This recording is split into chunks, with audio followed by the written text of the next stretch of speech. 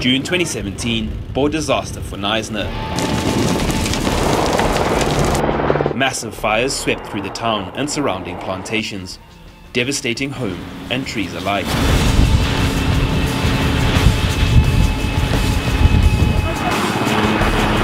The disaster was unprecedented in South Africa's history, and over 1,000 homes and 15,000 hectares of land was damaged by the fires.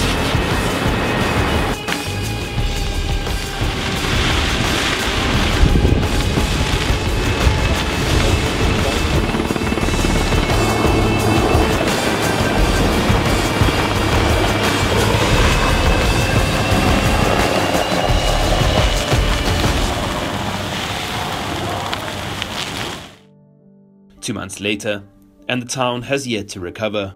The landscape remains blackened, scorched by the fire, and trees now bear brown instead of green leaves. What were once homes are blackened shells, and in some cases, only vague remnants of what was once a home remains. There were 5 pillars that are identified where this fire is concerned. Number 1 is the Western Cape is in a drought, so we do know that vegetation is very dry. We also know that Knysna had all the fuel. Knysna is very, very well known for its timber industry. And then we know the topography where this fire came from. We had mountainous areas, we had valleys, we had ridges. We also know that we had the strong winds behind this fire. And then we also know that we had, about 3 days before the fire, we had that warm berg wind that came through that actually dried all of the things out. Now those 5 things stood on their own, but they needed that fire to actually get them to combine and then cause this catastrophic fire. First thing that we've done within the first week of the disasters is to replace and repair the infrastructure, and mainly the electricity infrastructure and also our water reticulation networks. One of the very imminent things for us is the mitigating risks that has been caused by the fires, the soil erosion, and we're currently with the environmental team work stream and obviously the workforce employed busy with stabilizing the slopes to prevent possible landslides. Slowly but surely, there are signs of rebuild, both from nature and from residents here. Quite a funny feeling, because you watch the fire and you think, wow, some people are unlucky, and you watch the thing burn their houses down and you think it's not going to happen to you. When it happens and you have to evacuate quickly, you don't even think about taking anything, you just think about leaving. It doesn't strike you, it doesn't hit you until you actually, a few days, maybe a few weeks later, when the emotions disappear and you start getting back to reality. And it's daunting, but you don't actually think about what you're going to do and how you're going to do it. You just think, well, we survived, and we're going to carry on with our lives. And since the fire, we've had to try and focus on the task of rebuilding, which that has occupied our time almost all day, every day since we came out of the fire.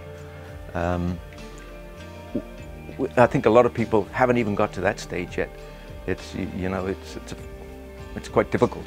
Much like Manly, Con Barnard is keen to get his business back up and running, hoping to do so in the next 2 months. After the fire, it was impossible to trade. We had to clean up the area. We are currently in the process of refurbishing and rebuilding, and we had like 10 staff members on board. They are busy assisting us with the process. We haven't had to retrench anybody or any replacements. Everybody is being accommodated. In White Location, Knysna's township, residents are also waiting for their new houses. Government here has allocated rebuilds to those who lost their homes to the fire. We've cleared the area, we've removed the rubble, and we're now busy with putting in services to rebuild the B&G homes that has burned down. Moses Kobe rushed to help his neighbors fight the fire. Before he knew it, it was his house that was ablaze. Was just standing outside and looked there, and that side in the Randon Sea, the fire was doing like this, boom, on that side here, boom, again on that side. I don't know. In 20 minutes, 30 minutes, we hear other guys, hey, the fire is on our side now. Ow! How does it happen? We don't know. We don't know really. Because this house was burnt the others, what it doesn't burn this one. I don't know how, but they are together. Salvaging what he can from the shell of his home, he puts it to good use in his temporary house. It'll be 5 months, he is told, before he will have a new place to live.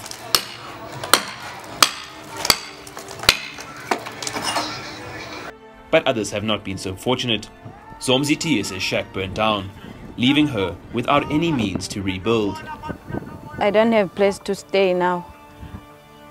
They say it's not going to give me the house because I'm less than 35 years and my income is not less than 3.5.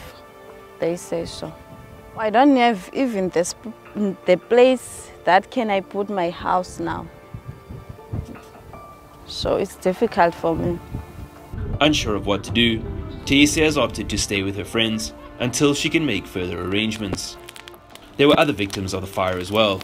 Volunteer firefighter Bradley Richards' mother Teresa recalls the day he went out to fight the fire. Brad was already at the gate and I ran onto the deck and I said to him, Brad, the world doesn't need another hero.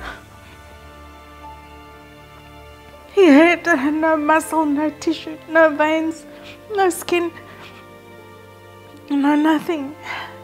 Just meters below White location is the Knysna Hospital. The fire came dangerously close to setting the building alight, and fearing for the patient's safety, officials evacuated the facility. I think you never really know how it's going to play out until you are in that situation. The staff really outdid themselves. They did a sterling job. The disaster has added much in the way of lessons towards disaster management, the use of systems and the importance of activating a whole system response. Since then, it has been cleaned, some renovations are underway, and the hospital is operating as per normal. We did have extensive smoke damage, a lot of dust, so there were also areas that needed steam cleaning for sterilization, like the theatre, and that took 2 weeks extra to complete. You can just understand the enormous task of cleaning the hospital. In the rest of the town, spirits remain high, and the community has pulled together to address the shortages they can. But Knysna Tourism says they need visitors now more than ever. There are a lot of jobs lost. I think the number of jobs lost was in the region of 2,500. You know, we have tried to move on and realize that what we've got to do is focus on getting Knysna back on its feet and getting people to come back to Knysna as tourists so that they can support those businesses and ensure that more damage is not done to the town. As the town begins to recover, signs of the old Knysna begin to show. Like Orzakowski says, the public's perception may be that Knysna was burnt to the ground, a perception residents are trying to change. They have since coined the expression, "From the ashes, Knysna rises."